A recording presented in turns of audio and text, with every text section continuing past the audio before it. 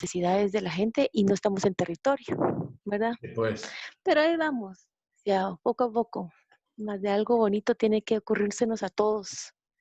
Y aprendiendo a usar esto de las TICs, porque yo sí soy, a mí la tecnología me atropella completa. Pero es práctica, al final es práctica, Sí, ¿verdad? Es práctica. sí, y una buena computadora, ¿verdad? Porque también Sí, eso hombre. también afecta cuando son viejitas, pero ahí vamos, gracias a Dios todo va caminando. Muchas gracias Qué por bueno, preguntar. Marlene, qué bueno. Sí, Bueno. a ver cómo sale de César, buena, ¿verdad? disculpe, no voy a tener. ¿Cómo? Yo hablé, Fernanda. Ajá. Es que no tengo video ahorita porque tengo mi compu viejita. Ah, vaya. Se dificulta esto, ¿verdad? Pero bueno. Sí, Ok. Entonces, yo digo que empezamos ya. Ya está la mayoría.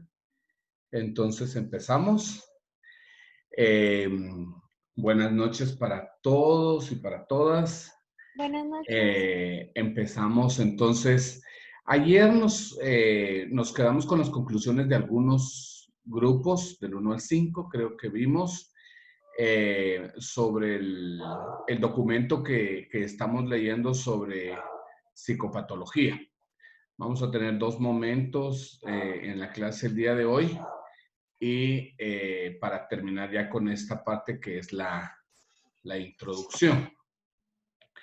Solo me gustaría como empezar como ubicándonos un poco. Entonces me gustaría que Mildred nos dijera como qué le llamó la atención de lo que discutimos en la clase de ayer, Mildred.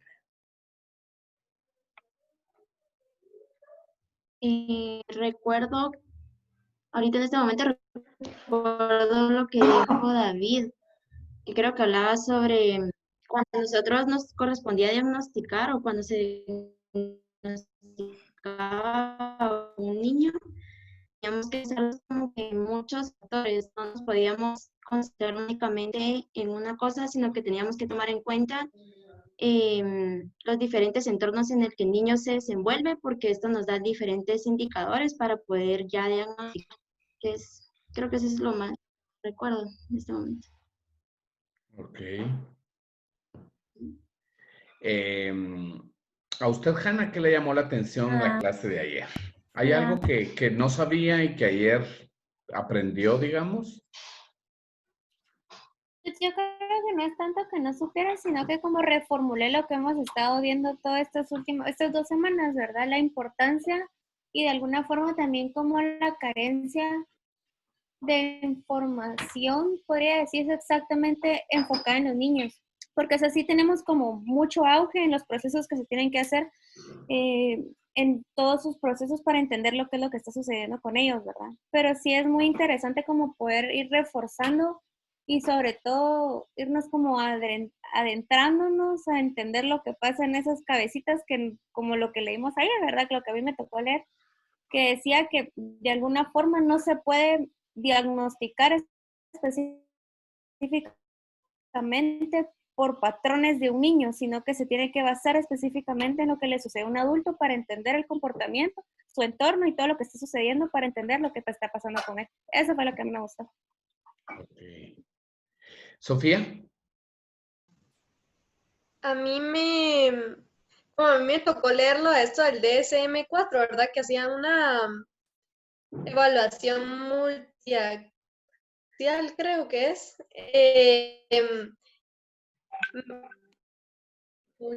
Multiaxial, no, atención porque, ay, no me escuchan. O si me escuchan. Sí, un poco cortado, pero sí. Escuchamos. No. Me llamó la atención porque teníamos, él quería mucho al DSM-4 y creo que también porque él o sea, su estudio fue con ese manual, pero creo que sí era como importante hacer, o sea, con varios análisis, digamos, el ambiente, los padres y todo esto, porque este diagnóstico multiaxial nos ayuda a comprender muchas cosas que pueden estar afectando al niño y ver los diferentes, o sea, que pueden ser comórbidos con otro, que se sigue haciendo porque sigue existiendo la comorbilidad, pero ya no se hace bueno, tal vez ya no es que no se haga, sino que el DSM y toda esa parte del diagnóstico multiaxial, es que no sé si es así, pero no se me entienden los factores que tal vez no se toman mucho en cuenta. Ok, eso le llamó la atención. Buenas noches. Buenas noches. Rodolfo. Yo de hecho le quería preguntar un poco sobre justo lo que acaba de hablar Sofi, porque estábamos en el mismo grupo, entonces tuvimos la misma lectura sobre los criterios multiaxiales, porque digamos, hasta donde sé, hasta donde he visto en el DSM-5 ya no están, entonces leer sobre ellos sin alguna vez como que aplicarlos es algo confuso porque no tengo idea de cómo se diagnosticaba antes con ese tipo de sistema. No sé si usted alguna vez usó el DSM, me imagino que se ha usado el DSM-4TR. Sí, pues esa es una de las discusiones que tenemos con respecto al nuevo manual de diagnóstico, ¿verdad? Que ha variado tanto y que descalificó esto de los axiomas que se deberían de tomar en cuenta para el diagnóstico, ¿verdad? La queja principal, los problemas de personalidad, los síntomas, la evaluación general del sujeto. O sea, había como varias, 5, digamos, áreas grandes que había que tomar en cuenta para diagnosticar. No era como un diagnóstico específico, sino que muy dentro de todas las áreas del sujeto, ¿verdad? Que se evaluaba. Pues tenemos pocos documentos actualizados, digamos, que hablen ya usando la forma del DSM-5, por eso es que tenemos que acudir a estos documentos de recién pasado. El DSM-5 en realidad es hasta el año pasado que se empieza a usar, ¿verdad? Tal cual. Y entonces esto va lento en cuanto al diagnóstico, ¿verdad? Pero antes era como más completo en todas las áreas del sujeto y pues uno miraba todos los componentes que influían en la conducta, ¿verdad? En el motivo de consulta o el problema.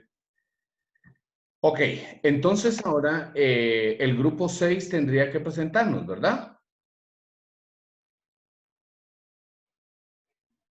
Creo que es el 7. Es el 7, César, porque el mío es el grupo 6 y yo le presenté ayer. Ok, Me toca a mí. entonces Cristina, Luisa y Natalia, ¿qué conclusiones llegaron ustedes? ¿Quién es el relator del grupo? Yo. Okay. Bueno, a nosotros la parte que nos tocó fue la de la resiliencia. Y pues ahí mencionaba que la definición es la adaptación positiva a pesar de experiencias significativas de adversidad y traumas.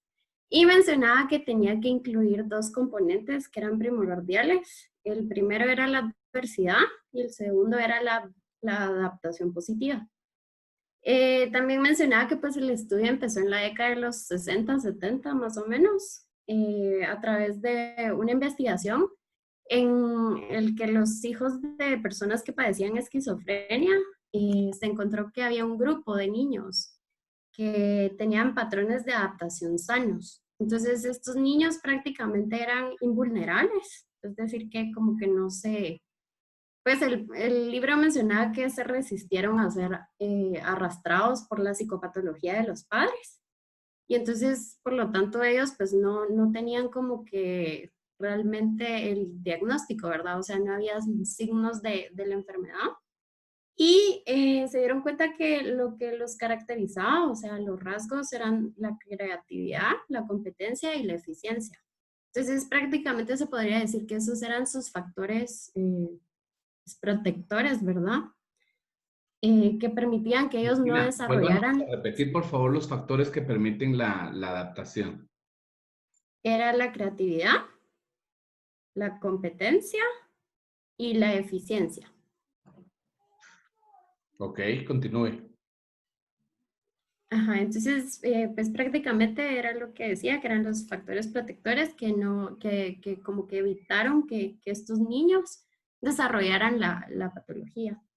De ahí, pues también mencionaba que la resiliencia no se puede medir de forma directa, que por lo tanto las escalas no son como recomendables, sino que más bien es fluctuante, o sea, esto puede cambiar, ¿verdad? Y de último, pues mencionaba que la resiliencia parece ser específica de un área del desarrollo y que los niños pueden tener tanto como que habilidades en un área como deficiencias en otras. Y pues prácticamente eso. Ok. ¿Alguien tiene otra idea para enriquecer este asunto, este tema de resiliencia? ¿Lo ha escuchado? ¿Tiene otra información que podría enriquecer este tema? Creo ¿No? que el tema sigue con nosotros en el 8. Ok. Abarquémoslo entonces y luego vamos a hacer comentarios. El grupo 8, por favor. Bueno, como acaba de decir Marlene, a nosotros también como que nuestras hojas platicaban acerca de la resiliencia, ¿verdad? Entonces, como dijo el grupo anterior, los experimentadores empezaron los investigadores empezaron a experimentar con niños y a hacer comparaciones con grupos de alto riesgo y baja competencia. Y cuáles eran los que como que podrían superar la adversidad con los diferentes como que factores de riesgo, ¿verdad? Entonces, pues a todo esto creo que cabe mencionar que la resiliencia es como la habilidad que tienen los niños o las personas de sobrellevar los problemas, ¿verdad? Entonces, los estudios de 1970 se enfocaron en estudiar a niños que estaban adaptados a pesar de vivir en situaciones de riesgo. Y su objetivo era encontrar las diferencias entre este tipo de niños para poder mejorar su estilo de vida en situaciones adversas. O sea, estudiaron a niños que estaban en problemas, por así decirlo, y identificaron estos factores que podían como sacarlos de estas situaciones adversas, ¿verdad? Entonces, como que se podría decir que los factores de riesgo y los factores de protección. Entonces, pues llegaron a la conclusión de que, por ejemplo, familias firmes pueden ser un factor de protección como de riesgo. También como que cuando hay algún vínculo con, por ejemplo, un padre o con un hermano, esto ayuda y facilita la resiliencia en los niños. O al revés, ¿verdad? O sea, por ejemplo, si hay un padre alcohólico, pero el hermano como que lo ayuda, ambos pueden salir y como que crean esta red de resiliencia entre ellos. O sea, se puede decir como se me fue la palabra, ¿cómo se dice, César? Cuando, redes de apoyo, esa es. Y pues nada, también menciona que como factor de riesgo, pues obviamente los padres alcohólicos, enfermos mentales, y sí, cuando están en situaciones de alto riesgo como pobreza, culturas machistas y cosas así. Y ya. Ok. Podemos entonces ahora desarrollar este concepto que se refiere a la capacidad, la resiliencia. Es un concepto que viene de la metalurgia y se refiere a la capacidad que tienen algunos metales de recuperar su estructura original a pesar de ser sometidos a presiones o a temperaturas muy altas. Entonces hay algunos materiales, que recuperan su estructura original después de haber sido sometidos a estas tensiones, digamos.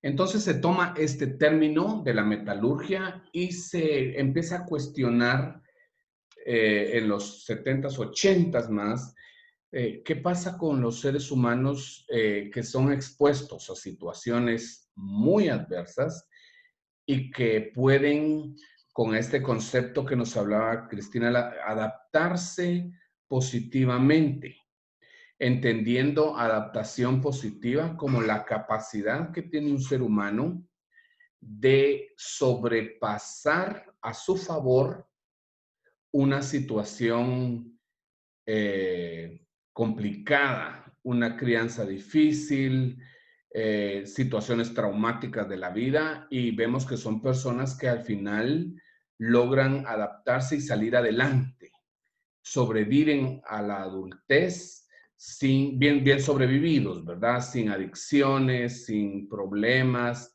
y logran desarrollar una buena vida. Entonces aplicamos este concepto de resiliencia a algunos seres humanos, en general a seres humanos, pero yo creo que no todos tenemos las capacidades resilientes. Y sobre eso es lo que tendríamos que platicar, ¿verdad? Esta capacidad que podemos tener o no, y también Cristina creo que nos lo decía, ¿verdad? Que no es un término completo, sino que es en algunas áreas tengo capacidades muy elevadas y en otras áreas tendría que desarrollarlas. Entonces, aclaremos. Resiliencia, la capacidad de sobreponernos a situaciones altamente estresantes, a situaciones que pueden propiciar, vulnerabilizar el trauma y dejarnos traumatizados. Eso es resiliencia, la capacidad de adaptación.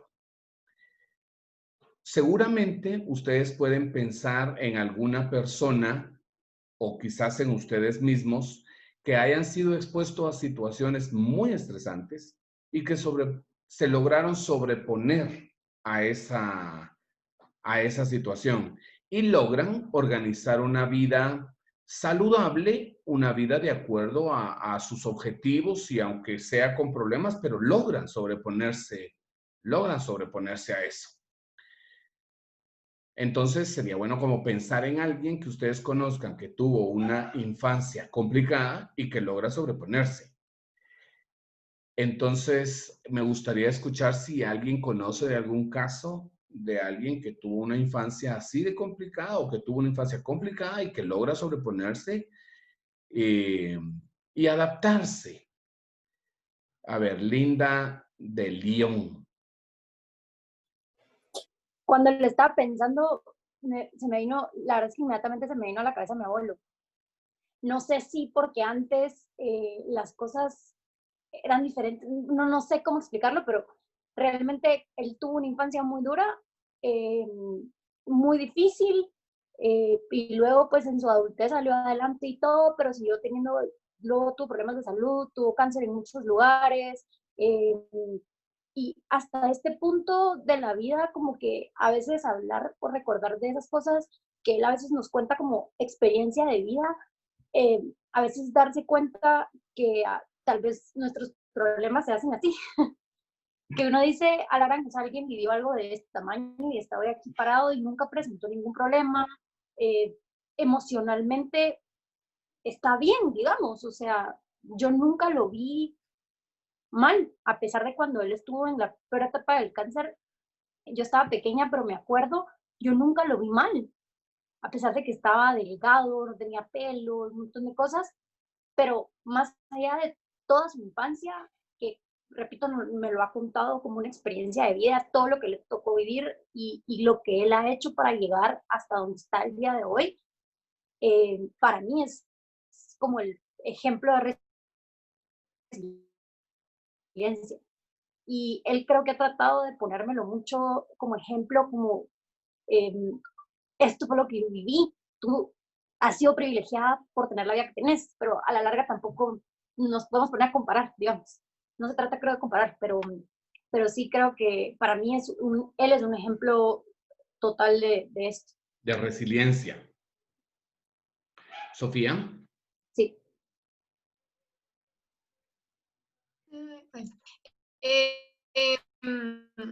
Yo también pensé, pero yo pensé en mi papá, también porque creció solo, sin una guía y todo, y cuando grande se metió a la escuela politécnica y mi abuelita le dijo, no, te salís, ¿verdad? No tenés mi permiso para estar ahí siendo mayor de edad.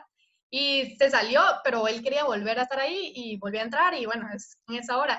Pero también me recordó a una amiga que hace poquito tiempo estábamos hablando de ella con mi mamá y yo me recuerdo que yo tenía 12 años y esta niña lavaba la ropa del padrastro y de la mamá en la pila, porque no tenían lavadora.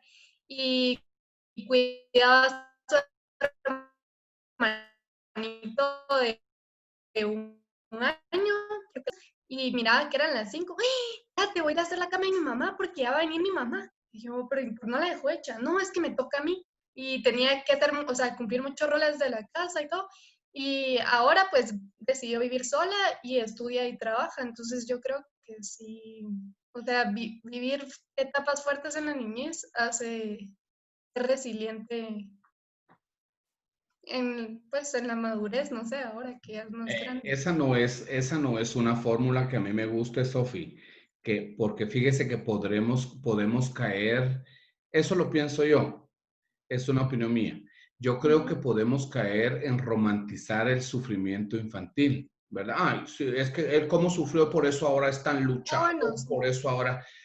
Creo que podemos decirlo de esta forma, por lo menos es lo que yo creo. A pesar de las situaciones tan difíciles, logró adaptarse y salir adelante. A pesar, no gracias a las situaciones difíciles, ¿verdad? Porque No, ajá, tal vez me expresé mal, sino que eso fue como el aprendizaje. sí, es que tendemos a verlo Quizás. así, ¿verdad? Es que mira, tú ahora eres tan luchador porque gracias a que sufriste. Porque, ujú. Creo que no queremos que ningún ser humano sufra y pase estas situaciones, ¿verdad? Para ser fuerte y no queremos eso. Luisa. Yo pienso mucho en mi prima. Mi prima, pues resumiendo la historia, mi tía sufría maltrato y mi prima miraba cuando el esposo le pegaba y pues intentó ahogarla varias veces en la tina y mi prima viéndola. Mi tía tuvo 2 abortos por lo mismo. Cuando ella se fue y logró separarse y huir de la casa, se llevó a mi prima y a los 4 años el señor la secuestró y la secuestró por 14 años hasta que pues logramos volver a tener contacto y pues mi prima hoy en día, pues mi tía se volvió a casar y mi prima hoy en día vive en los Estados Unidos con ella, ya tiene 26 años, está casada, profesional, con trabajo, y el papá es esquizofrénico, entonces, y ella pues vivió mucho tiempo con la esquizofrenia del papá, entonces para mí es un ejemplo de resiliencia. Ok, gracias por compartirlo. Adriana. Yo conozco a una mujer, tiene como 40 algo de años. Ella, cuando era pequeña, sus papás están juntos. Su mamá era alcohólica, entonces era italiana, entonces se fue, la abandonó y al final se quedó con su papá. Su papá era alcohólico también. Ella a lo largo de su vida como que desarrolló varios patrones de conducta, entre ellos el alcoholismo. También sufrió, pues también padeció de anorexia nerviosa y no sé si bulimia. Fue desarrollando un trastorno bipolar. Estuvo interna, pero, o sea, y depresión y a todo esto no se, o sea, no se la habían diagnosticado, o sea, ella solo vivía, tenía crisis, a veces se iba de su casa, vivió, o sea, como que pasó rondando por toda su familia, un tiempo que vivió sola, un tiempo que vivió con sus amigos, o sea, todo esto como que fue una experiencia muy fea. Después quedó embarazada y como que no podía criar a su hija como ella quería porque estaba hospitalizada y después ya no, y después sí, y estaba como que meses hospitalizada y, o sea, después recaía en el alcoholismo y la verdad es que le pasaron sufrió abusos sexuales de parte de el hijo de la nueva esposa de su papá, también de parte de su tío. En su adolescencia, su madrastra la maltrataba horrible, tanto que llegó un punto donde le echó una cosa en el pelo y ya nunca le volvió a crecer, o sea, ella es pelona. Y así, y ahora ella trabaja, tiene un puesto alto en una empresa bastante importante en Guatemala, se lleva bien con su hija, se lleva bien con su papá, viven los 3 juntos. Es una persona bastante madura, o sea, obviamente tiene sus crisis y todo, pero, o sea, siento que es un ejemplo de resiliencia porque al final, después de todo lo que pasó, ella logró como sobrepasar, digamos, todas esas dificultades que vivió a lo largo de toda su vida, pues, y ahora se encuentra estable. Adaptada sanamente. Sí. Lucía.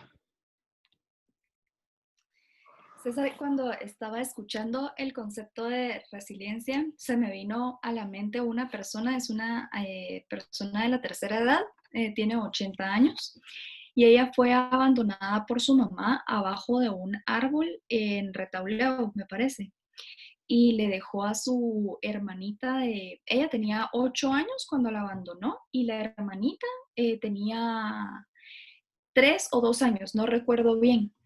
Y esta persona vive o sea, nunca se trató psicológicamente ni nada.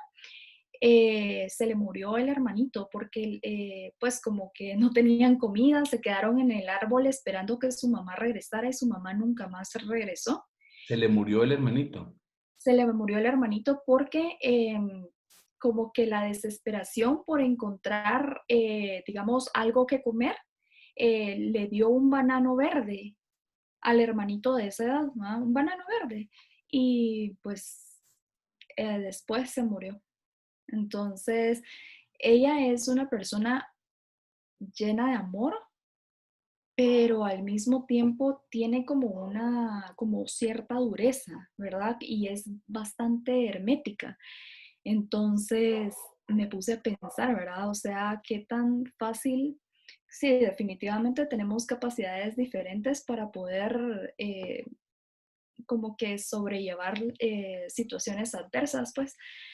Pero ella, o sea, no sé si sanó o vive con eso.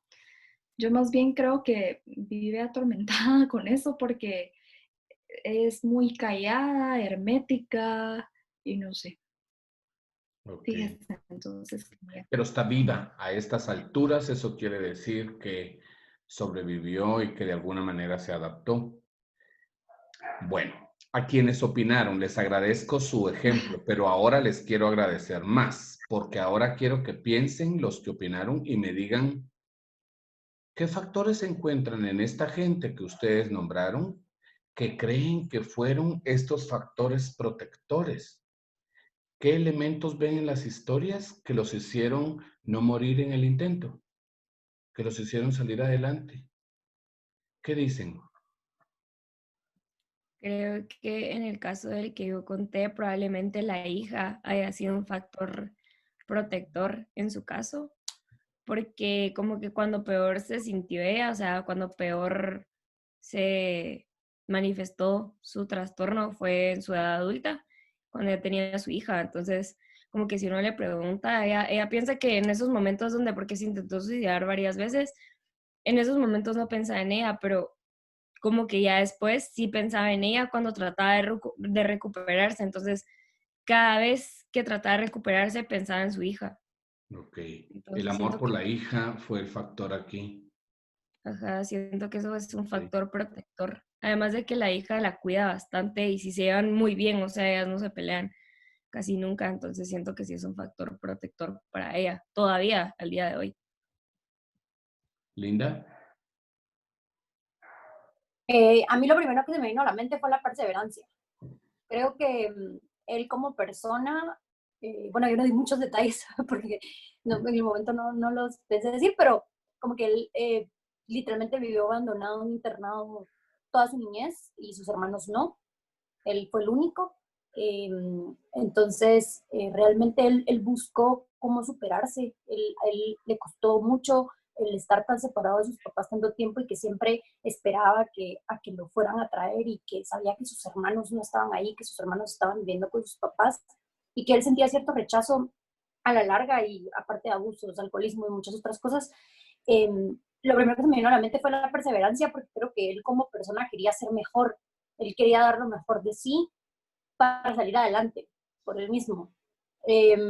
Por otro lado, creo que también su familia y sus hijos, pues se casó muy joven, él tenía 17 años, mi abuela tenía 19, y se casaron porque mi abuela estaba embarazada, entonces fue como para él reacción de decir, ok, entonces hay que ver qué hacemos, ¿verdad? Y creo que mi abuelita fue como una parte como muy importante para él como factor protector para que él pudiera seguir adelante. Mi abuela trabajaba mientras él lograba terminar su carrera de ingeniería.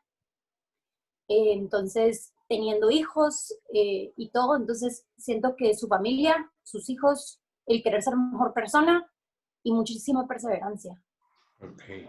Creo que hace referencia a los factores que Cristina nos hablaba, creatividad, competencia y eficiencia, ¿verdad? ¿Está bien, Cris? ¿Esos tres son? Sí, cabal. Entonces, como, fíjense lo importante que es aquí, patojos, hacer llegar el mensaje a un niño de que es capaz de algo, en lugar de castigarlo con rechazo, con humillación. La práctica de reconocerlo capaz en algo, competente en algo, es una cosa que causa resiliencia. Un niño que se siente capaz en algo, lo que sea, tiene una base maravillosa para poder desarrollarse. Un niño que no se sienta capaz en nada es un niño que es muy probable que se deprima y que no desarrolle resiliencia. Quizás no sea bueno para la mate, pero para algo ha de ser bueno, pues para algo los seres humanos somos buenos, para algo, para dibujar, para barrer, para lo que sea, pero la capacidad del adulto debe estar, o el objetivo del adulto debe estar en reconocer alguna competencia del niño. Eso fundamenta muy bien en la autoestima de los seres humanos. No así pajas como, ay no, si mira, Dios, cómo te ama. No, ¿dónde está Dios que te hace vivir esto? ¿Dónde está Dios que tu mamá te abandonó en un parque con tu hijo? ¿Dónde está Dios que te hizo bipolar? ¿Dónde está? Eso no cabe en nuestra cabeza. En cambio, si usted trabaja con un niño y lo hace ver, mira, qué lindo lo que has hecho, qué pilas con esto, qué buzo con esto, con lo otro, y fortalece sus capacidades y sus competencias, eso es real.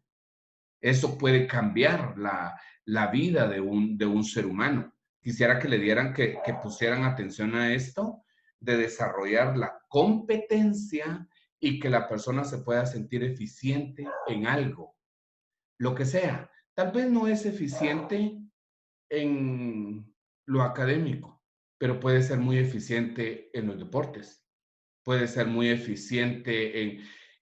Y nosotros, patojos, no podemos creer que una persona exitosa es quien va a ganar los títulos universitarios. Eso no garantiza nada. Un título universitario nos da un título universitario, pero no nos da eficacia en la vida. Hay muchas personas que no tienen título universitario y son repilas en la vida. Entonces, pero sí podemos reconocer la competencia de las personas con las que trabajemos. Miren, lo que sea, la cosa más mínima, pero sí hay que reconocerla. En estos días voy a contarles una cuestión para que veamos esto de cómo es de complejo, pero hay que hacerlo. Estoy trabajando con una mujer ya desde hace algún tiempo que una infancia terrible. La mamá la vendió a sus patrones cuando ella tenía 13 años y el patrón la violó, aunque fue con consentimiento de ella y de la mamá, pero en realidad fue un canje y se volvió amante del patrón. La mamá era empleada de ellos y la niña, que era muy bonita, se volvió amante del patrón. Y eso le garantizó a ella tener como por lo menos plata, mucha plata, pero era a cambio de eso.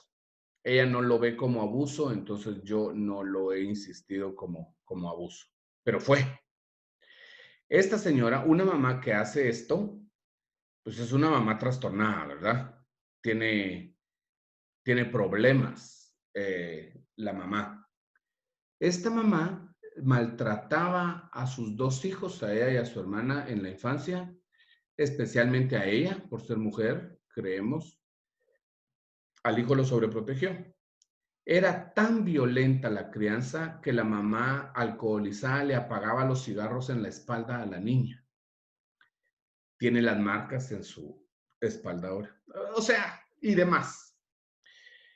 Hace unos días estábamos hablando, es una mujer que pierde mucho el control con sus hijos, los golpea, tiene mucha pérdida de control hoy en día, y entonces tratamos sobre la autorregulación y demás. Y ella no es guatemalteca, entonces me dice, cuando yo le escribo para confirmar la sesión, me dice, sí, confirmo mi macumba. Ella le dice a la terapia macumba, porque ella dice que yo le hago macumba. No sé qué es, pero me imagino que se refiere como a brujería, una cosa así. Pero es un mate de risa. Su comicidad es parte de su resiliencia.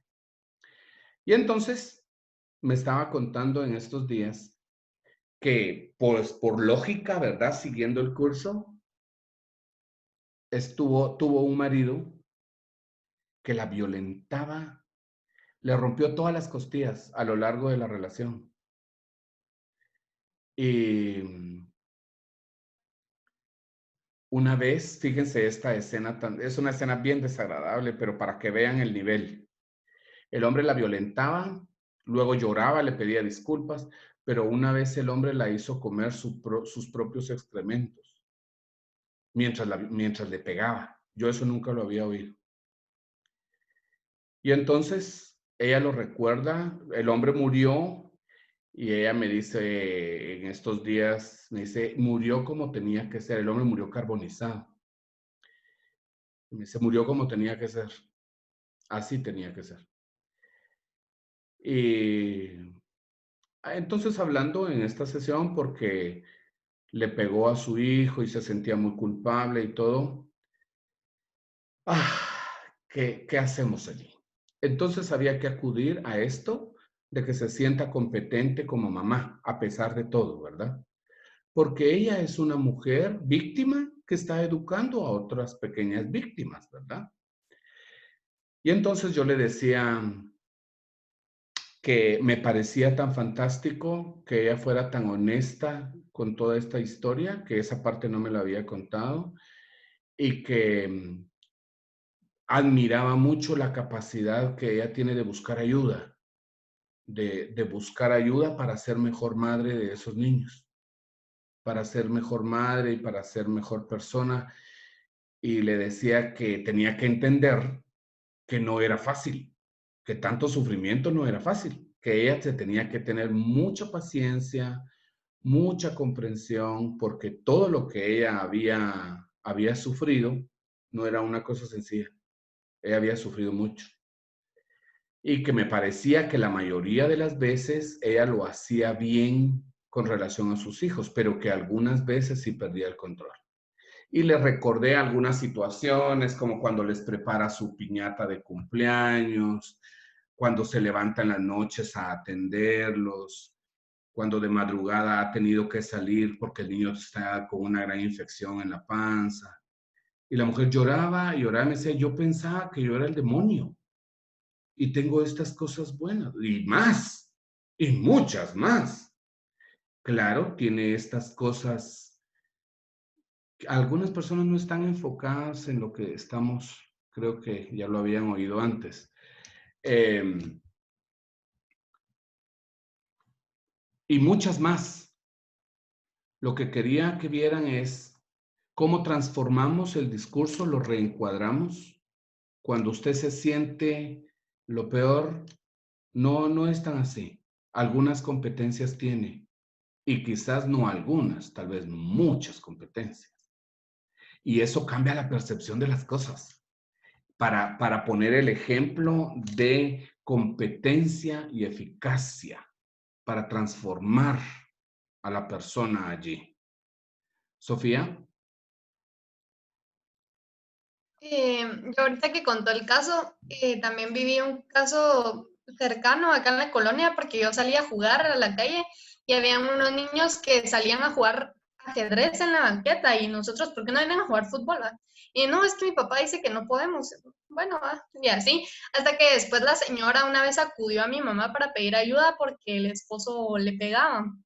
Y entonces mi mamá los ayudó y mire, es que nos tenemos que ir en escondidas porque si él mira, se va a hacer relajo y hasta puede venir a alejarle a usted y no sé qué. Y hasta los niños hasta se agacharon en el piso del carro cuando salieron en la garita, ella también, mi mamá en el carro, ¿verdad? Que se prestó a llevarlos y todo. Y después nos enteramos una vez que el señor había vomitado y él se paraba encima de ella y le decía que se comiera el vómito. Y esta señora era flaquitísima, o sea, era un huesito de mi mamá, pero ¿cómo no la, o sea, cómo no la golpea más fuerte, verdad? Porque era demasiado delgada. Y después, bueno, terminó preso el señor, estando en la cárcel, conoció a Dios y se convirtió y no sé qué, y lo dejaron salir por buena conducta. Y ella se había ido como escapada a Costa Rica y la va a encontrar a Costa Rica, se la regresa aquí a Guate, la viene a meter a la casa. O sea, era un caso exagerado hasta que decidieron divorciarse y todo, pero estos niños crecieron así con esa violencia, ¿verdad? Entonces, después ella también acudió para apoyar a sus hijos hasta que el señor consiguió decir que como la habían diagnosticado a ella con el síndrome este de Estocolmo, creo, que es que Identificación con el que agresor. les hagan daño, algo así.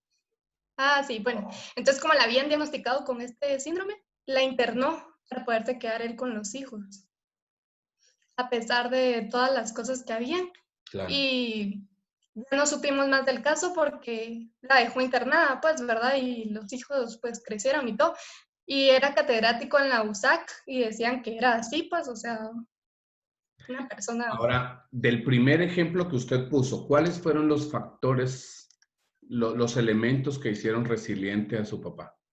A mi papá, él era el hermano menor, pero quería ser ejemplo para su hermana mayor, porque miraba que la hermana era loca, porque no tenía una guía, ¿verdad? O sea, no era loca, sino que no actuaba correctamente, ¿verdad? Entonces, mi papá quería ser un ejemplo de guía y asumir el rol de paternidad en la casa, porque como vivían solos. Y después, más adelante, que él quería ser profesional porque sus papás no eran profesionales. Y después, es que quería formar una familia. Ok. Pareciera que tener ideales nos ayuda a desarrollar nuestras competencias resilientes, ¿verdad? Tener ideales, pensar en la capacidad, no, pensar en la posibilidad de que algo bueno va a pasar. Por eso nunca le quite las ilusiones a los niños, ¿o yo? Eso lo vamos a hablar más adelante, pero la ilusión del niño de creer en Santa Claus, la ilusión del niño de creer en el hada de los dientes, la ilusión del niño de todos estos seres fantásticos, nunca se les debe quitar, porque esto desarrolla la capacidad de fantasear con un futuro mejor. La fe, el optimismo tiene mucho que ver con esta práctica de que los niños puedan pensar con optimismo de las cosas. Luisa, ¿cuáles fueron los factores protectores de su prima? Creo que igual el ser, se me fue la palabra, lo que dijo Linda. Perseverante. Perseverante. Creo que la perseverancia le ayudó muchísimo porque ella, pues, siempre persiguió, como usted dice, siempre persiguió sus sueños, siempre tenía muchas ilusiones, de igual forma, ella siempre soñó con ser arquitecta, entonces eso creo que le dio mucha, pues como que vida en esos momentos y le dio mucha fuerza. También la lucha constante de mi tía, estaba secuestrada, mi tía nunca dejó de buscarla y pues de vez en cuando lo lograba localizar, pues la iba a buscar y a veces tenían contacto por algunos minutos hasta que el señor otra vez con amenazas y todo se la volvía a llevar. Entonces creo que esos son factores que le ayudaron muchísimo. Ok. Lucía, ¿usted qué factores cree que fueron los que hicieron resiliente a su ejemplo? Fíjese de que no conozco tanto más allá del caso, digamos, pero creo que eso me estaba cuestionando de que si el miedo en algún momento puede llegar a ser un factor como que ayude a las personas, porque ella en ese entonces estaba sola, entonces miedo sí tenía, pues porque era una niña. Entonces no sé si eso fue lo que le impulsó, o sea, si el miedo puede llegar a ser como que a jugar en contra o a favor de nosotros, ¿verdad? Entonces yo creo de que tal vez jugó a favor de ella y por eso salió adelante y se casó y todo, y ahorita vive en Estados Unidos, en Nueva York. Ujú. Ok. Tal vez para explicarle un poco el miedo como el impulso para ponerse a salvo. Ajá, Tal vez. sí. Paola. A ver, yo le voy a poner un caso diferente. Pero yo se lo juro que mi crianza fue así súper bonita, tuve una infancia súper chilera, pero así en resumen, no soy resiliente. Yo no soy resiliente, para nada.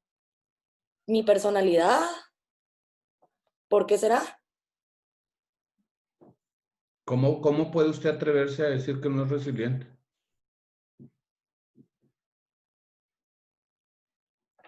Se lo juro que no soy. O sea, yo sí, ¿Cuántos años tiene, una Paola? cosita mínima que me pasa. ¿Cuántos años tiene? Tengo 3. Mire a dónde está. Mire cómo va. ¿No hay alguna razón de sentirse competente o de ser competente en algo? Claro que sí, en muchas cosas. ¿Será? Me parece que es muy injusto decirse uno que no es resiliente cuando estamos aquí, lidiando con todo esto, saliendo adelante con todo esto. Creo que ahorita lo vamos a ver. Le tengo una sorpresa para la segunda parte de la clase. Ok.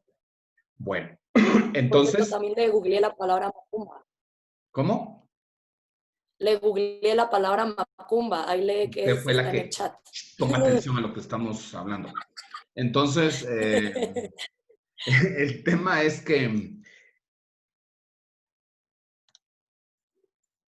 los factores importantes para desarrollar resiliencia, o uno de los factores importantes para desarrollar resiliencia, es poder encontrarse en la vida con un adulto carismático. Así se le llama en la teoría resiliente. Encontrar a un adulto carismático. Todas las personas que han sufrido mucho, como estos casos que hemos escuchado, siempre refieren la existencia en su vida de un adulto carismático. Y el adulto carismático puede ser alguien cercano, o puede ser un maestro, o puede ser un vecino, o puede ser alguien que no tenga ninguna relación con el niño, pero que en algún momento toca su vida con un acto de amor, que en algún momento toca su vida con un acto de interés y se vuelve inspiración para la persona resiliente. El adulto carismático juega un papel verdaderamente importante. Quizás todos deberíamos de pensar si tuvimos un adulto que de verdad en la infancia nos haya inspirado, que haya sido nuestro adulto carismático. Y fíjense que decimos adulto carismático, ¿recuerdan la idea del apego? Todo el apego se desarrolla del adulto al menor.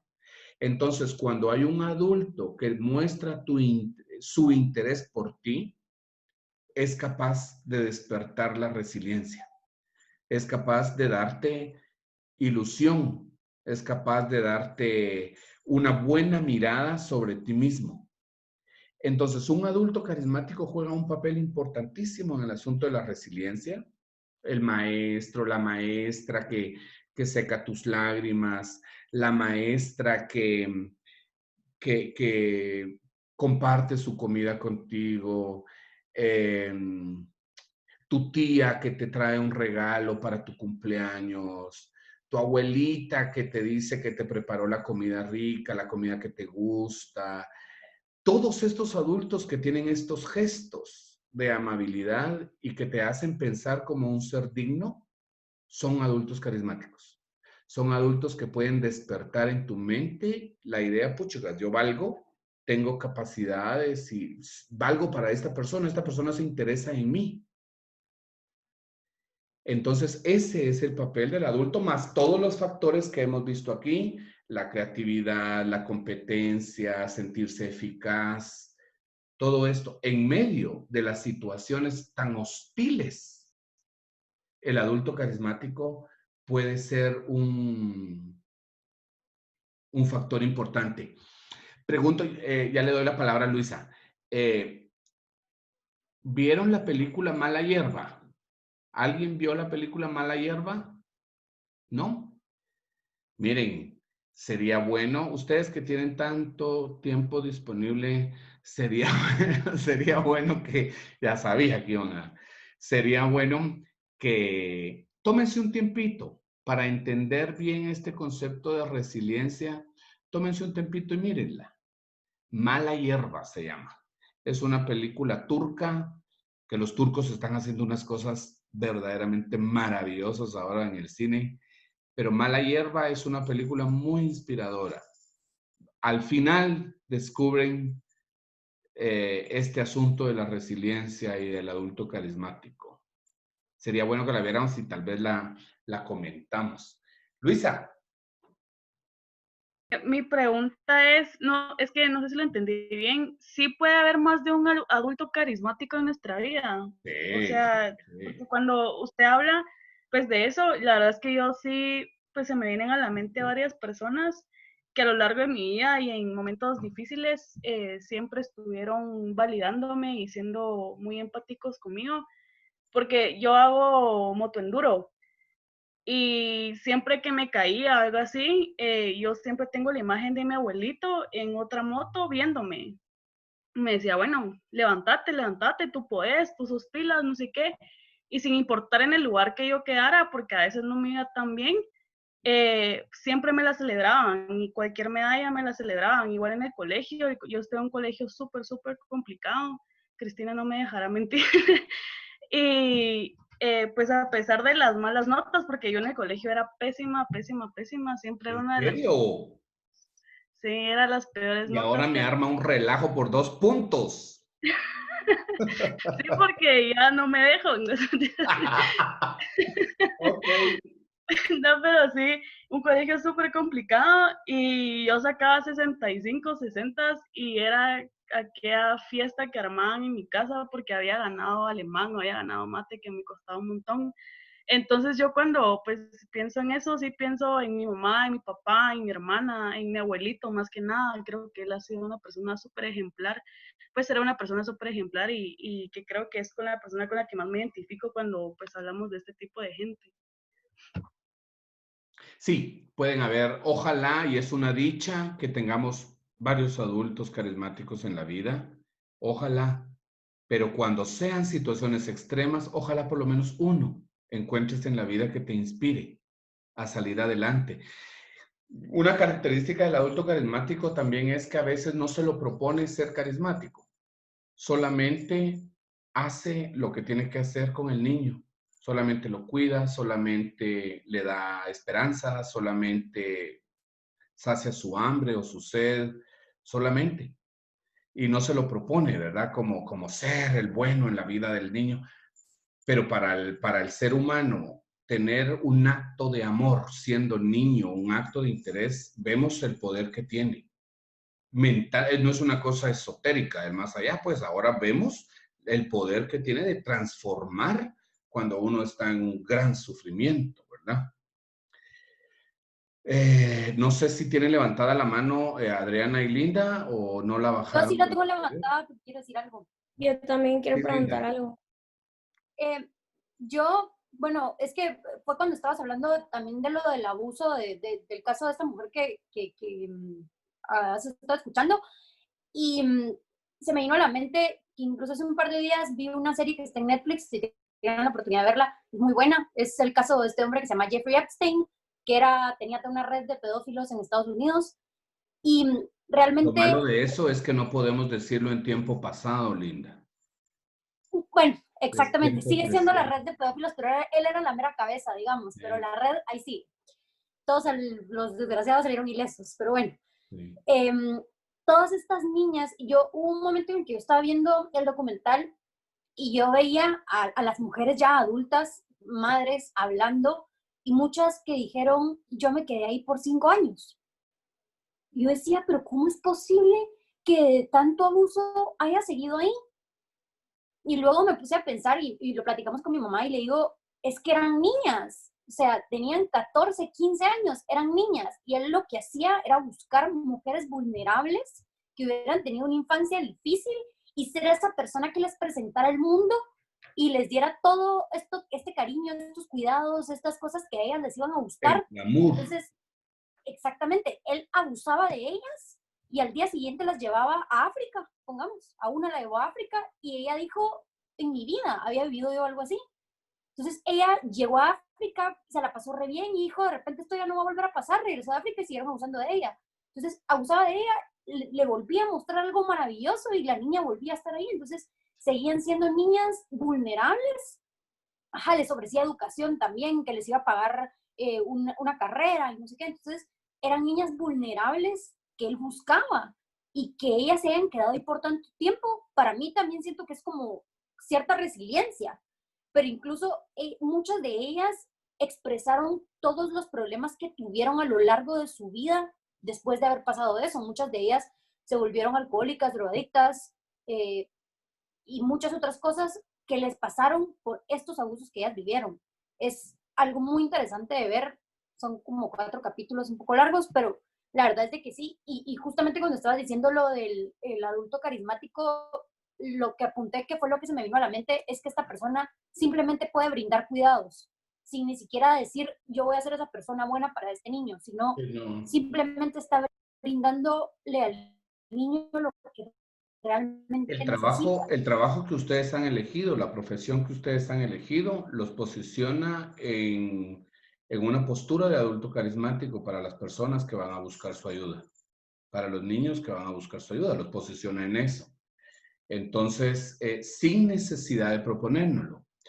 Yo creo que esa serie, ese documental de Epstein, uno puede pensar que las niñas estaban ahí con total libertad, buscando el glamour y buscando la comodidad.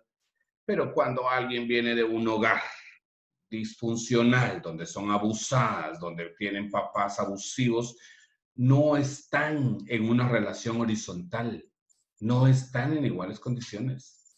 Eso no se puede ver así. Eso solo se llama abuso infantil, pedofilia, punto. Aunque haya habido consentimiento, si no tiene la edad y no está en iguales condiciones, no puedo yo decir que ella me lo pidió o ella lo consintió. No puede ser. Y más prostituirlas, ¿verdad? Prostituirlas a niveles muy superiores con gente que uno no tiene ni idea de lo que hay arriba, gente con poder, gente con la monarquía, la realeza. No. Adriana. Yo tengo la pregunta de si entonces el miedo sí puede ser algún factor que ayude, tal vez no un factor protector, pero un factor de ayuda para que una persona logre salir de sus circunstancias, ¿verdad? Porque a veces por miedo a su familia abusivas logra salir de su casa, por miedo a una persona se va del país, ¿verdad? Entonces, miedo a la muerte logra conseguir trabajo y para comer. Entonces, sí quería saber si el miedo como que podía ser un factor positivo en cierto punto para las situaciones difíciles de niños y adolescentes. Tenemos 5 emociones básicas y las 5 emociones nuestro cerebro las usa para la supervivencia. Entonces, no me gustaría clasificar la emoción miedo como buena o mala, porque no quisiera que se quedaran con esa idea. Miedo nos mueve, y las 5 emociones tienen una función. Todas las emociones tienen como función la adaptación, pero el miedo es tan desagradable que está hecho así para ponernos a salvo, para huir, para correr. Esa es la función del miedo, ponerte a salvo de algo que es potencialmente amenazante. Entonces, cumplen esa función. Entonces, no quisiera como decir bueno o malo, porque no lo es bueno o malo, ¿verdad? Como tal, digamos. Entonces, vemos como los distintos factores que nos hacen resilientes. Vemos algunos indicadores. Nos decían los grupos que leyeron esto que no podemos decir, yo soy resiliente, yo no soy resiliente, porque tenemos características de resiliencia y otras características de no resiliencia, ¿verdad? Todo aquello que no he transformado en mi vida no es resiliente. Eso lo tengo que transformar, ¿verdad? Lo que es fruto de esa experiencia dolorosa. Pero si he llegado hasta aquí es porque tengo resiliencia, pues. Porque nadie puede decir que no ha pasado por alguna situación en la vida que le haya significado un reto, una adaptación, ¿verdad? Todos. Si eres humano, lo que siempre les digo, si eres humano es porque tenés papás humanos. Y los papás humanos son papás humanos que meten las patas en la crianza, pues. Ahora, si tenés papás celestiales, angelicales, ahí ya es otra cosa, ¿verdad? Pero si son humanos, tenemos cosas que resolver y que mirar, ¿verdad? Ahora, escuchemos al grupo 8. 8, ¿verdad? 9. 9, le toca. ¿No? Yo creo que el 8 ya pasó. Nos toca a nosotros, somos el... A ver, Mildred. Ajá.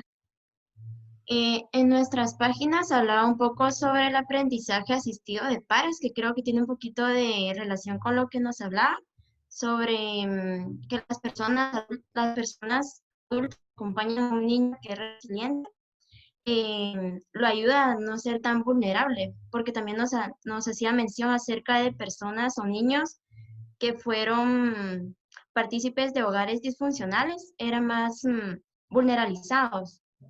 En cambio, al tener un aprendizaje asistido de pares, ayudaba a disminuir esta vulnerabilidad y mejorar los procesos de socialización, ya que dentro de estos hogares ellos no pudieron practicar esto, ¿verdad? También nos hablaba sobre los problemas emocionales que ellos podían percibir, o sea, que los niños podrían tener problemas emocionales o de conducta. Y esto era debido a estos problemas con los procesos de socialización y que nos da como que lo mismo que nos hablaba anteriormente Cristina, los factores que nosotros podemos detectar en un niño cuando es resiliente, que esto quería decir que él supo adaptarse de una buena manera, siguiendo unos pasos positivos ante una amenaza que tuvo que haber afrontado. También nos hablaba acerca del desarrollo. ¿Pasos positivos a qué se refiere? Patrones positivos. Nos hablaba sobre patrones positivos que los niños podrían tener para poder tener una adaptación adecuada, una adaptación buena. También nos hablaba sobre el desarrollo de competencias, que tenemos que tener como que bien claras las competencias que tienen los niños acorde a su edad, ya que no debemos de esperar más de ellos si están como que en 6 años esperar o exigir más, sino que tener en cuenta las etapas que ellos están viviendo para poder esperar pues acorde a ellos estas competencias, ¿verdad? Y que la adaptación que ellos pueden tener no es únicamente hacia el exterior, sino que también tenemos que tener en cuenta la adaptación interna que ellos pueden tener. No tenemos que olvidarnos de eso, que lo interno también es como muy importante, no solo lo externo. Y prácticamente eso era todo. Ok. ¿Y el grupo 10? Bueno, a nosotros en nuestra página es literal, engloba todo lo que ya hemos tratado de las competencias y cómo alcanzar estas competencias va a llevar al niño, pues básicamente en las competencias de niños escolares, o sea, así como aprender a leer, a escribir, a que a esta etapa ya deben de seguir reglas tanto en el colegio, en su casa, como en lugares públicos, de que los niños ya pueden a esta edad, o ya deberían, perdón, ya alcanzar a formar amistades para pues ya desarrollarse y tener oportunidades de adaptación en el futuro. También habla de la importancia tanto de los cuidadores como usted mencionaba, la maestra, si era un adulto carismático, ¿verdad? Que si estos notan algún cambio o se dan cuenta de que no alcanza a desarrollar estas competencias, son un factor importante para poder intervenir a una temprana edad, tomando en cuenta pues todos los factores protectores y de riesgo que presenta el niño. Y además que si se adquieren estas competencias o no, se van a relacionar con la calidad del niño, la calidad de vida que puede tener el niño, la resiliencia o bien, si no se adquieren, desarrollar una psicopatología. Ok. Creo que una cosa importante al día de hoy es que todos estamos claros de lo importante que es la primera infancia. Primera infancia de 0 a 6. Es verdaderamente importante esta etapa de la vida. No desde el punto de vista del desarrollo psicosexual, aunque sí, sino que desde el punto de vista de la crianza y de todo lo que se desarrolla en estos primeros años. Creo que todos estamos claros de lo importante que es una sana crianza para tener un buen desarrollo, comportarnos como buenos adultos con los niños que están en crecimiento, porque va a ser como muy determinante para el resto de la vida. Después, en la segunda infancia, de los 7 a los 12, va a ser importante, pero la base ya fue puesta. Esto es importante. La crianza de los 0 a los 6 es básica. Yo particularmente creo que de los 0 a los 6 debe tener el niño mamá. Debe tener mamá 24 horas. En esa primera infancia, porque es la base de todo lo que va a venir después. El carácter, la personalidad, los hábitos, todo se va a aprender y se va a cimentar en esa primera infancia. También creo que estamos todos claros de cuánto influye el daño que un niño pueda pasar en estos primeros años, ¿verdad? Una mala crianza, abusos y demás. Pero también en esta primera infancia, los seres humanos desarrollamos todo lo positivo, todo lo que, a pesar de las inclemencias, todo lo que nos va a servir para el resto de la vida, ¿verdad? Espero que estemos todos claros de lo importante que es esto. ¿Alguien quiere agregar algo para terminar aquí con este tema? Si tienen alguna pregunta o algo así. ¿No? Ok. Entonces ahora vamos a tomarnos 10 minutitos y cada uno va a hacer su lista de los factores que fueron protectores en su desarrollo para que nos haga sentido, porque si lo vemos allá afuera con otros no nos hace sentido. Entonces vamos a hacer una lista de los factores que fueron protectivos para nuestro desarrollo, ahora que ya lo tenemos claro. Y a la par vamos a hacer la lista de los factores que fueron vulnerabilizantes en nuestro desarrollo. Después, me gustaría que pensáramos en quién o quiénes fueron nuestros adultos carismáticos que han influido en nuestra vida. Nos vamos a tomar 10 minutos. Al volver, solo quienes quieran lo van a compartir. No va a ser obligatorio compartirlo porque esto es de la vida privada, ¿verdad? Pero espero que haya gente que quiera venir y compartirlo. Estamos a las 40, no sé si 10 minutos son muchos, pero tal vez, bueno, a las 50 volvemos entonces. César, solo tengo una pregunta.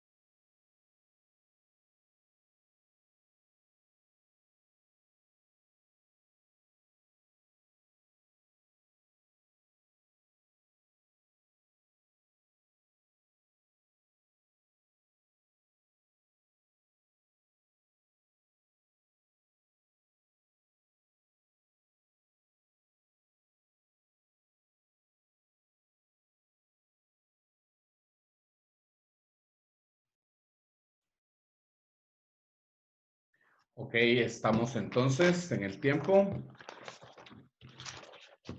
Les voy a pedir que por favor coloquen su cámara. Usted va a escoger quién va a No, pasar. no, va a ser voluntario. Ah, Solo quisiera bueno. saber, Gabriela Martini no se conectó, ¿verdad? ¿Y Marian Fernández está? No, yo sé, Mariam, que se sentía mal, pero Gaby creí que estaba conectada. Bueno, Yo estoy segura que había Gaby conectado. para llevar la asistencia. Y tal vez Bueno, no. entonces, vamos a tener 10 minutitos para que voluntariamente quien nos quiera compartir su listado pueda tener la oportunidad. Ahora, me gustaría escuchar a quienes no han participado entre las clases de ayer y hoy, como para darle la oportunidad a todos que ya me han escrito que solo unos participan y solo uno les doy la palabra. Entonces, podríamos dejar ahora para que quienes no han participado, ahora es su momento si quieren compartirnos esto. A ver, Paola. ¿Cuál de las dos? Bueno. Paola Recinos levantó la mano. Bueno, factores protectores. Bueno, no sé si lo hice bien, pero yo espero que sí. Puse estar en un buen colegio, tener varias amigas, hacer muchos deportes y el nacimiento de mi hermana. Con eso me sentía protegida yo. Factores de riesgo fue vivir maltrato intrafamiliar, ver las discusiones de mis papás y cómo se agredían, tener 7 años y tratar de proteger a mi hermana de 2 años para que no viera cómo mis papás se agredían, y vivir problemas económicos debido a las malas decisiones de mis papás. Y mis adultos carismáticos fueron la mejor amiga de mi mamá, mi tía, que es media hermana de mi mamá, y mi abuela materna. Ok. Gracias por compartirlo, Paola. Bueno. ¿Quién más quisiera compartirnos su trabajo? A ver. Si no participan cuando tenemos la oportunidad, pues no sé. ¿Puedo compartir, César? Pues sí. ¿O no? Sí, Marlene, por favor, después va Sofía. Bueno, yo, mis factores de riesgo de niña fue, pues, perdón, sí, voy a decir los de riesgo, pero los protectores. Fue el abandono de mi papá cuando yo tenía 5 años. Él se fue de la casa, dejó a mi mamá. Todo eso implicó cambio de colegio y de tener una estabilidad económica a no tener nada. Entonces nos quedamos sin casa, sin escuela y andábamos. Mi mamá pobre, pues le tocó luchar para poder encontrar cómo vivíamos. Sin embargo, mi mamá se puso violenta, entonces me pegaba mucho por ser la mayor, ¿verdad? Entonces a veces no respondía a lo que ella quería, pero me imagino que era por lo que estaba viviendo. También tenía la responsabilidad de cuidar a mis hermanos. Nosotros en total somos 9, 6 de mi papá y los otros 3 de diferentes papás. Entonces, mucha crítica con relación al tipo de mamá que yo tenía, pero yo siempre amé a mi mamá y la respeté, ¿verdad? En medio de todo. Autoridad y violencia por parte de mis tíos, a donde nosotros nos dieron posada para poder ir a vivir. Y había como un exceso de trabajo, desde las 3 de la mañana hasta las 12 de la noche, porque ellos tenían panadería. Y pues también dolor, ¿verdad? Porque no sabíamos qué hacer, en espacios de riesgo, porque era un cuartito donde vivíamos y vivíamos 10 personas, 9 hermanos y 10, 2 fallecieron.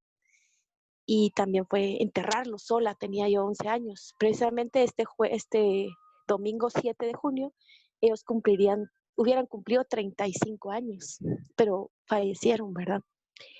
Esos son mis riesgos, o sea, ahí sí que los factores de riesgo que viví. Y mis factores protectores, pues el amor a mi familia, la ternura que yo tenía por mi familia, tomar decisiones muy pequeñas me hizo madurar, la voluntad de querer aprender y poder salir adelante con mis hermanos. Pues gracias a Dios, en medio de todo, mi abuela nos dio un techo y por el trabajo nos daba comida. Después también tener como esa paciencia y la tolerancia de poder estar en un lugar inseguro me generó mucha empatía para poder tratar de entender a las personas de muy pequeña, pero a pesar de las dificultades y la esperanza de que cada día siempre iba a ser diferente. Y como nosotros repartíamos pan, el hecho de salir por todo Misco a dejar pan, a mí me ayudaba mucho a pasar a platicar con Santo Domingo Guzmán. Y mi fe es grande hacia el santo, pues, porque yo decía, ay, Santo Domingo. Y ahí había una persona que daba la bendición todos los días y decía, hoy, mañana será mejor. Y esas palabras, pues, las llevo yo aquí en la cabeza, en el corazón también. Mi adulto carismático son varios, pero los que más tengo presentes son a mis dos abuelos. Primero porque en medio de la dureza sacaron lo mejor de mí, me enseñaron a trabajar, buenas costumbres, me enseñaron a ser fuerte y sobre todo a que hiciera las cosas de buen modo y con alegría en el corazón en medio de que las cosas no eran tan bonitas. Y cuando ellos se murieron, pues seguí adelante y pues sigo recordándolos con mucho amor. Son las dos personas que me vieron con ojos de que yo podía. Mi abuela a los 4 meses de estar conmigo tenía como 7 o iba a cumplir los 7 y ya me empezó a delegar todo lo de la panadería. Entonces yo ya sabía cómo hacerlo sin decirme qué tenía que hacer. Ella solo decía, mira, ahora te vas para acá, ahora haces esto. Entonces yo ya teje la panadería desde los 7 hasta que ella falleció cuando yo tenía 14 años. Entonces fue como la persona que me enseñó a trabajar y a ser responsable en todos los pagos de todo, ¿verdad? Y no deberle nada a nadie. Eso genera buenos amigos, decía ella, ¿verdad? Entonces, eso es un poquito compartir, un poquito de lo que viví, ¿verdad? Gracias por escucharme. Gracias, Marlene. Pamela López.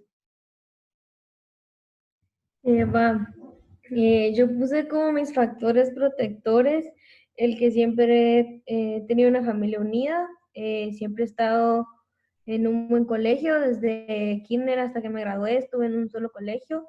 Mis papás siempre cuidaban mi corazón y el de mi hermana a pesar de ciertas situaciones que se estaban dando en mi familia. Y bueno, mi familia siempre trataba de juntarse como que con tíos y todo, y eso fortalecía nuestras relaciones en la familia. Luego, factores de riesgo, puse los problemas económicos que a veces habían, que pues a pesar de eso mis papás siempre hacían lo que podían para no dejar de pagar el colegio, que perdimos una casa, también que yo convivía mucho con mi abuelito que era alcohólico, y después se dio el cáncer de mi abuelita y el de mi mamá. Y como adultos carismáticos puse obviamente a mis papás y a mi abuelita materna, que fue como mi segunda mamá, y a mi hermana, que siempre ha sido la persona que he tenido a mi lado. Gracias por compartirlo, Pamela. Gaby Rivera. Vaya hombre que levantó la mano, Gaby. Bueno, pues mis factores protectores, yo considero que fueron mis dos hermanas menores, porque creo que siempre cada día trataba de luchar para ser mejor. También otro de los factores que anoté fue la convivencia con mi madre, porque siento que eso también me estuvo siempre presente, ¿verdad? Y el colegio en el cual estudiaba, porque tenía muy buenos compañeros y también pues los maestros creo que formaron parte importante de mi vida. Los factores de riesgo, pues puse las discusiones y los problemas de mis papás porque siempre eran constantes y siempre me tocaba que estar pues en el medio de los dos. Y también otro factor de riesgo es el distanciamiento que teníamos con nuestra familia de parte de mi mamá, ¿verdad? Porque regularmente solo convivíamos con la familia de mi papá y no era mucho de mi agrado. En mis adultos carismáticos, pues está mi abuelita materna, que ella siempre estaba allí y sigue estando presente en mi vida. También la directora del colegio en el cual yo estudié, porque ella siempre, pues creo que me conocía bastante bien y estaba allí dándome ánimos. Y mi mamá, que siempre estuvo en los momentos difíciles. Ok, gracias por compartir, Gaby. Tenemos a Sofía. Yo siempre hablo, lo siento. Bueno, mis factores protectores, pues mi mamá, que siempre estuvo, mi mamá no trabajó, se dedicó a nosotros. Mi hermano mayor, que nos lleva bastantes años de diferencia, a mí me lleva 12 y a mi hermano 11, entonces era como nuestra imagen paterna, porque mi papá era, o sea, no era ausente porque sí vivía con nosotros, pero trabajaba mucho y el trabajo a veces lo mandaban al interior del país o al extranjero, entonces ese creo que es un factor de riesgo. También siempre me celebraban los logros y siempre tuve libertad para probar lo que yo, o sea, sí, probar lo que yo quisiera hacer y probarme a hacer cosas nuevas, también siempre me incitaban. Y puse la disciplina como protector y riesgo también, porque a veces me exigían mucho. Digamos, cuando yo tenía 5 años ya tenía que hacer la cama. Y ahora, pues, no sé, siento que sí me ha servido la disciplina. Y otro factor de riesgo fue que cuando tenía 7 años mi mamá tuvo depresión, entonces nos separamos de ella como unos 7 meses tal vez, y mi papá vivía en Brasil, entonces hicimos con mi hermano. Y mis adultos carismáticos, mi mamá y una vecina que ella no tenía nietos, entonces siempre nos acogió como sus nietos cuando éramos chiquitos. Ok. Gracias por compartirlo, yo. ¿Y Linda? Yo también como hablo, pero es que quienes me conocen saben que hablo hasta por los codos. Yo tuve un poco de la verdad dificultad para los factores protectores. No sé si porque tal vez a veces es más fácil recordarse de lo malo que de lo bueno, pero voy a empezar por los factores de riesgo. Un maltrato de cuando era muy, muy, muy chiquita, de lo que tardó un poco que mis papás se dieran cuenta. Tuve problemas de alimentación y de salud desde muy, muy pequeña. También muchísimos cambios de casa. Nos cambiamos de casa muchísimas veces. Cambios y empleadas. Y lo digo cambios y empleadas porque tuve empleadas malísimas, pésimas que me hicieron la vida y tuve muchísimas así desfile de empleadas. La presión de mis papás, yo tenía 3 años tal vez, tengo recuerdos de mi papá fue extremadamente ausente, desde que se fue de la casa nunca volví a tener contacto con él. Bueno, esos son los factores de riesgo y los factores protectores, creo que fueron mis abuelos, tanto maternos como paternos, siempre estuvieron como muy, muy presentes, eran como que a los que yo acudía siempre por cualquier cosa. Yo me acuerdo que o eran una de mis abuelitas o era la otra, ¿verdad? Siempre estaban cualquiera de las dos al rescate. Los cuidados, porque nada, tomamos en cuenta los cuidados básicos al final que todos tenemos y tuvimos en algún momento, pero realmente no fui mal cuidada, tal vez un poco descuidada, pero no mal cuidada. Mi familia, definitivamente creo que todos estuvieron presentes en su momento.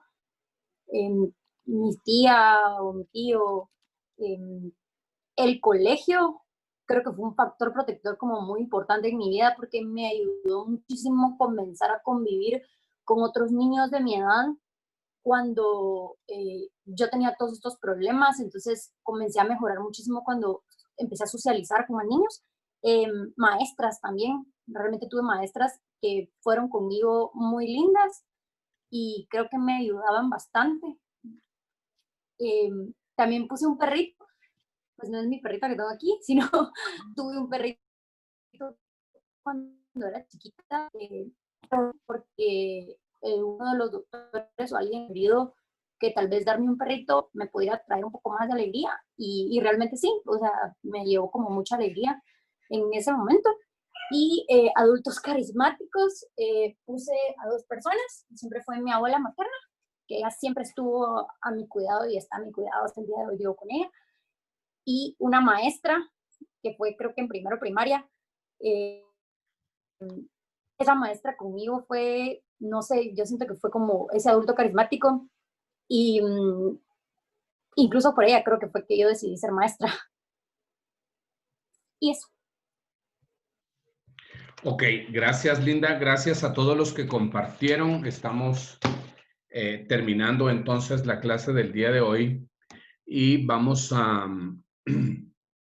avanzar en los temas que tenemos planificados para este curso. Les compartí ayer unas, como instrucciones, era lo que ya habíamos hablado, para la construcción de su blog, y espero que lo hayan leído. Vi que alguien levantó los ánimos ahí. En realidad hay que leerlo bien, no es lo que ahí decía. Sería bueno, si les pido que antes de emitir la opinión, denle una leída a las cosas, por favor, ¿sí? Porque después puede causar como mala sensación y no es esa la idea, pues. La idea es que esto fluya lo mejor. Fue pensado así para que sea fácil para ustedes, lo acordamos.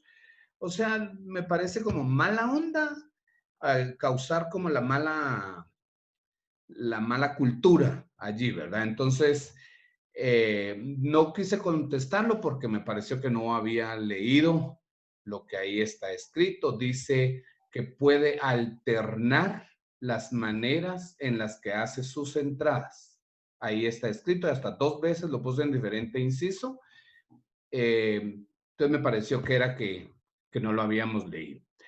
Esto va a suceder cuando yo les dé las fechas de cuándo es que van a empezar a entrar, que van a ser cuando empecemos a ver los temas que ustedes investigaron.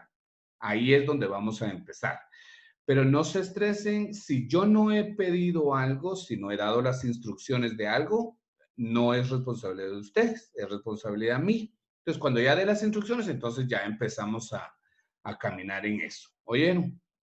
Entonces, mañana no nos vemos, que tengan buena noche, nos vemos el jueves. Que tengan buena noche, jóvenes. Que Feliz descansen. noche. Gracias, feliz noche. César, hasta luego. Gracias. Feliz Feliz noche. César.